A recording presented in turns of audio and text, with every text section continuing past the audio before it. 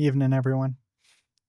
So today I did get what I was hoping to get done for the most part, um, which was just programming all day.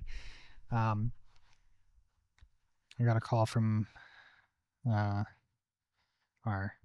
actually, no, it wasn't today. That was yesterday.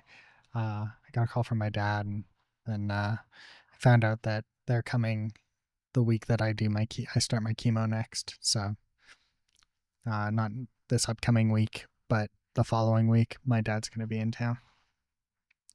And then we've got friends coming in on the Thursday for dinner. And a friend flying in on the Friday. My dad's flying out. My dad and my stepmom are flying in on the Monday and flying out on the Friday. it's it's going to be a busy week that week.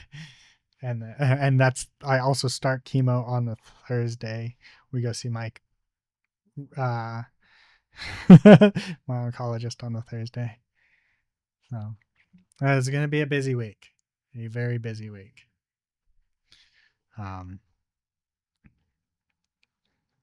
uh, but luckily I've got some time. Like next week's the week leading up to chemo, so hopefully it won't be too bad. And then uh, yeah. But for today, I actually got a lot of programming in, and I fixed part of the database that I fixed a bunch of things that needed some renaming that I didn't name properly, or didn't name the way that I wanted to use it. And then I fixed a relationship that was going to be harder to deal with than it needed to be. So I updated the many to many relationship there. So I was doing a many to many relationship through um, a table that was also linking out to two different tables. And instead of doing that, I dropped that table and made a many to many relationship through an individual table for each one. So the idea is, instead of having like an intermediate table that takes in the many to many, so you've got your episode URL, the episode URL can have many different audio languages and many different subtitled languages. And that was going through one intermediate table. So it would go down into that and then out into the other two. I did a individual, so you've got two lines now coming out. So it goes down into the many to many table, and then out from that into the audio language and the sub language. And it allows for easier inserts and easier fetching, which is good. I could make I could do it as a little bit more robust, like do it as a singular table, but I kind of like the idea of being able to easily fetch just the language, the audio language, or just the sub language, and keep them a little bit separate because of how those are going to be important to people.